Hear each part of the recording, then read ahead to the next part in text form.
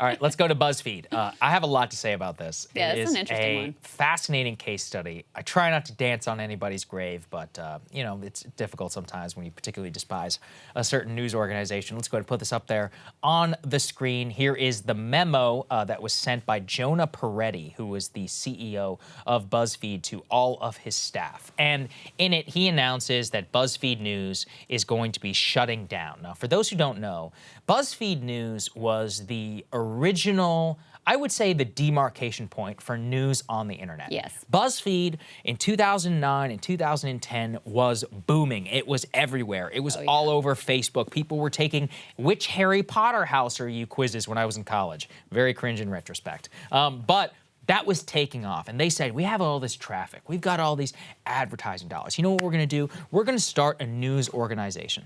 They decided to try and treat news the way that tech companies had treated tech. In other words, get big fast. So what did they do? They hired tons of journalists, all of these legacy people like Ben Smith, who we'll be having on the show, actually. He just wrote a book. I'm excited to talk to him a little bit about this because he was the editor-in-chief. Yeah. He brought on all these journalists. They won a Pulitzer Prize, and all of it was built on the idea that you can do award-winning journalism at a new online outlet, and you can completely change the game, and you can replace the New York Times. Well, what happened? They just got shut down. They went out of business. And one of the reasons why is that Peretti references in that memo where he sent out is they're cutting costs 15% across the board. But really what he admits is, I should have been more responsible with our finances. And I think what I have always thought about BuzzFeed, about Mike.com, about Bustle, about all of these, or these places which are has-beens and you don't even think about anymore, is they were mainstream media repackaged as what people who are executives wanted news for millennials to look like. Here's the truth. You know what news for millennials really wanted? You're watching it. I mean, millions of people watch this show. The vast majority of them are millennials and younger. And I think what it was is a removal from that kind of mainstream, not only packaging, from the mainstream narratives and all the things that come through legacy people inside of media. You're looking at, shows like, I mean, across the ideological spectrum. If you are a young Republican today, are you watching Fox News or are you watching Ben Shapiro or the Tim Pool Show? I already know the answer, because I talk to these people. They would care much more about what those two had to say.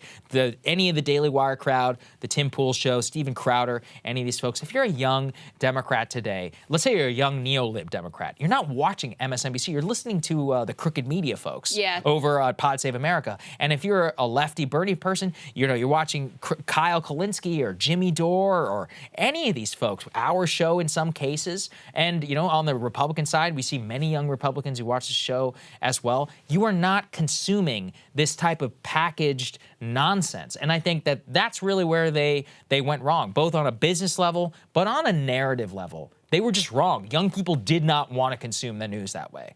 I think there were a lot of failures. Number one, there is an element of the go woke and go broke thing, because they really 2010s, Bustle, Mike, they really leaned into that girl boss feminism. They leaned into that moment. Right.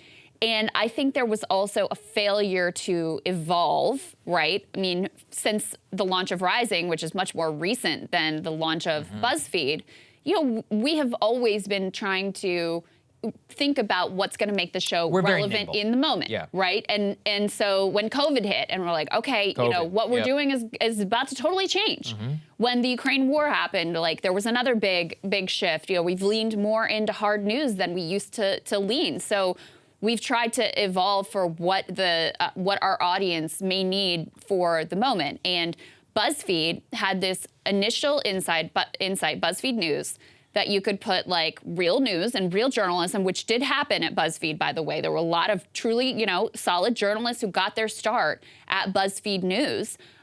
We can package that alongside these listicles and the Harry Potter quizzes and whatever. And you know what? At the moment, that actually worked. It did drive a lot of traffic. It was successful in bringing in eyeballs. There was a lot of viral content. Apparently, their biggest day in the entire history of BuzzFeed News was that day of the dress. You know, when people were looking at that dress Kim and like trying to Kardashian and thing. arguing what color it was. Remember this? Yeah. I know. I'm just Yeah. like, what a pathetic country. So that was the sort of, like, but that was the sort of stuff they were like primed to capitalize on, you know? So there was a failure to shift in terms of the type of content and make it relevant for the current day and for what their audience was looking for at that point in their lives, or bringing a new, younger audience or whatever. So there was that. There was also a failure of business model, which I think is really core to this. You know, they took in so much money. Yeah, we have that actually. Yeah, put up, what is that? Let's go and put it up there on the screen. Yeah, look, they raised $700 million. Dollars. And that was true of Mike too. I mean, Mike was this new millennial, et cetera, et cetera. They raised tons of money. There were a bunch of these startups at the time that basically, off of the success of BuzzFeed, were getting huge valuations, huge raises, all this money in. And they were betting the farm, in a lot of cases, on social media distribution and monetization. The first big shoe to drop was when Facebook changed their algorithm. And that killed a lot of these. I mean, that is what killed Mike. And it killed a whole lot of other places. And I know BuzzFeed was a little more diversified in terms of their like social media distribution and monetization strategy. But I know it hammered them as well. And I don't think they were ever able to recover. Ben Smith, who you mentioned was editor-in-chief and really responsible for a lot of building up BuzzFeed to what it was at its peak, he put out a sort of analysis of what he went wrong. And that was one of the things that he really kind of pointed to here. And at his new organization, which is Semaphore, it's funny because some of the organizations that are thriving now, it's almost like a throwback, like newsletters on Substack. Many of them are very successful, right?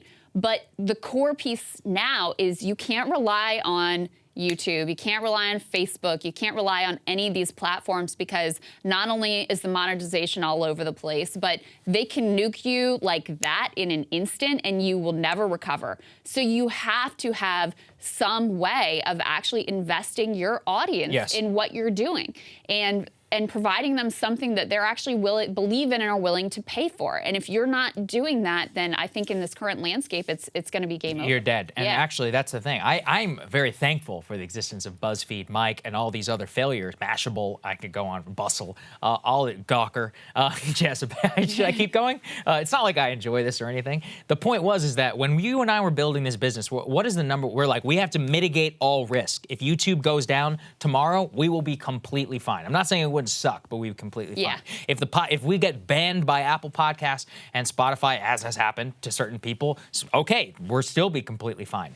Even if the payment processor or something, we have mitigation techniques all built into the very fabric of the business. At the end of the day, we have the direct payment relationship with you. Yeah, we don't even need Supercast, who we love, our processor, who we're happy to be a partner with, but let's say that they decided to kick us off. Fine, we have our direct customer relationship. We insisted on that from day one. We have email, and nobody can ban you from that. Basically, all you really need is an email client. So outside of an ISP level ban on breaking points, we will exist. We can crawl our way through it, and financially we will survive, even what would really be like a nuclear attack in terms of being completely banned off of that. And it was built into the fabric. That's also why at the top of our show, what do we ask for? We always talk about premium subscriptions, because we know that that is the lifeblood of any business which is flirting in any way with something which is risky, which media is. And they decided not to do that. BuzzFeed died because of Facebook, but also it died because of the hubris and the foolishness of people like Jonah Peretti, who believed that was going to sail at the end of the day. How many YouTube ebbs and flows have you and I been through in just a couple of years? You'd be an idiot to build your business just off of that. Same in the podcast. Right now we're booming on the podcast. I'm not stupid. I know one day it'll go down, and so are you. We're like, and then when you plan for it, that's one of those things where these were what business owners have long dealt with. They raised money based on a false dream, and actually what I think is more cruel is they hired a lot of people. They were paying out full bennies and all this other stuff, which they could not afford to pay. And that's wrong. When you hire people on a false promise, and I just saw a tweet on my timeline, some lady who's 5 months pregnant, and she just got fired, because you were an idiot as a boss. That's wrong. And look, maybe she knew what she was getting into, although I doubt it. A lot of people just want to get a job. And so, once again, I can cheer for the death of the organization, but I'm not going to, some 5-month-old lady or 5-month pregnant lady, that's not. No, that's not absolutely, yeah, that's absolutely. just And terrible. Yeah. yes, and I think the overhead is another piece. Yeah. Like you just have to be so much more nimble. And our overhead, because we care a lot about the production value and building, as you said, Very right, high. is a lot higher Right. than a lot of other, similar sort of positioned products that are out there. But that's something that, has always been core and really important to you all. But still, compared to BuzzFeed, compared to all the amount of money, what was the name of that other video play that just went under that had raised like Aussie? well, Ozzy is yeah. another one, That's but $100 million. wasn't this like a Heilman or Halperin was? Oh, the recount. Yeah. The recount. Yeah, they raised $30 million. Yeah, Dead. and just Yeah. and again, I'm like, Yeah. 30 million. What are you doing with $30 million? Right. And basically, all they were doing was like clipping newsreels and stuff. Yep. I'm like, how does this cost you so much money?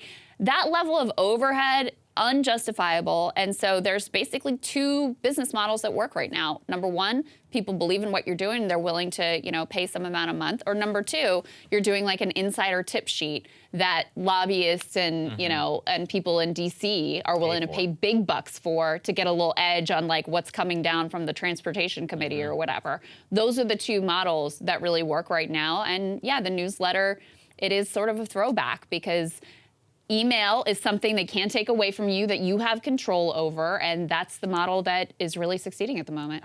Hey guys, ready or not, 2024 is fully upon us now, and Saagar and I have been brainstorming ways that we can really up our game for this critical election. Yeah, we rely on our premium subs to expand our coverage, to add staff, to upgrade the studio. We just want to give you the best independent coverage of this election, which is possible. So if you can help us out, become a premium subscriber today, breakingpoints.com, or the link is down here in the description video. It really means the world to us, and if you like what we're all about, this is the best possible way to keep us 100% independent, working only for you.